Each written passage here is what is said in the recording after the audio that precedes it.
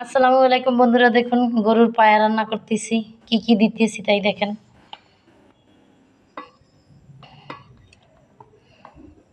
এক চামচ আদা, আরও দিতে হবে।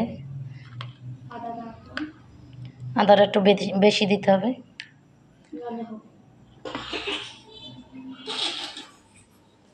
রসুন বাটা 1 চামচ,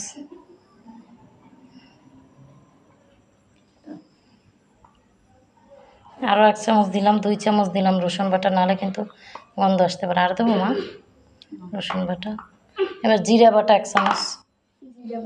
পেঁয়াজ কিন্তু অনেকগুলো দিছি, অনেকগুলো দিবেন পেঁয়াজ। আর এই দেখুন জিরা বাটা 1 চামচ। জিরা বাটা আরও দিতে হবে। আপনারা 2 চামচ দিবেন, না হলে কিন্তু হবে না, যে যতটুকু পরিমাণ মতো খান। এই দেখুন প্রায় 2 চামচের মতো।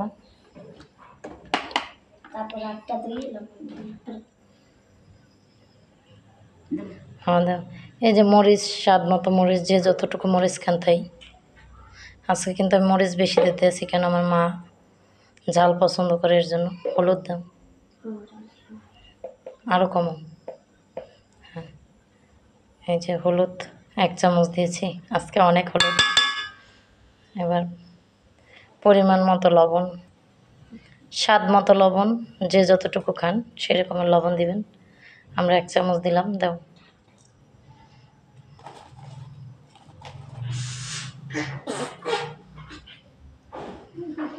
আমার ছেলে কিন্তু পাশে বসে দুষ্টুমি করতেছে প্রচুর পরিমাণ। এখন এটার মা খাইবে, তেল দেবে। মা তেল দাও। মা কিন্তু ই করতেছে, তেল দিতেছে।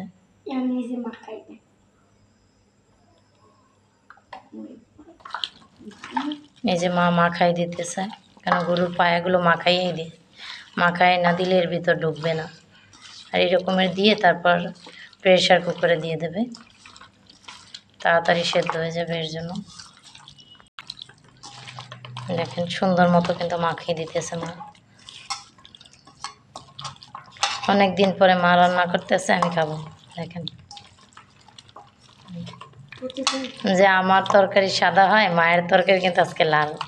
কেন মা লাল খায়, তার জন্য না, মার জন্য আজকে লাল তরকারি রান্না করতেছি। এখন এরকম সুন্দর করে মাখায় এটাকে, তারপর এখন প্রেশার কুকারে বসাই দেব। দেখুন এই প্রেশার কুকারে বসাই দিতেছি। তো প্রেশার কুকারে আপনারাও এরকম রান্না করবেন, তাড়াতাড়ি পায়া তাড়াতাড়ি সেদ্ধ হবে প্রেশার কুকারে দিলে।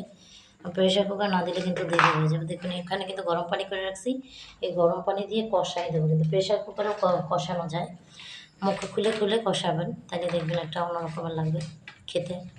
আর যদি না কষান সেটাও পারেন, অনেকে কষায় অনেকে কষায় না। তো আল্লাহ হাফেজ। কার কীরকমের মতামত অবশ্যই জানায়েন। রান্নার পরে বাকি অংশ আমি কিন্তু আবার অন্য ছোট্ট করে একটু ভিডিওতে ছেড়ে দেবো, কেন আমি একটু বাইরে যাব, তাই পুরো ভিডিওটা করতে পারলাম না। তো এইভাবে সব কিছু মাখায় দিয়ে সুন্দর করে ভুনা করে রান্না করা যায়। আল্লাহ হাফেজ।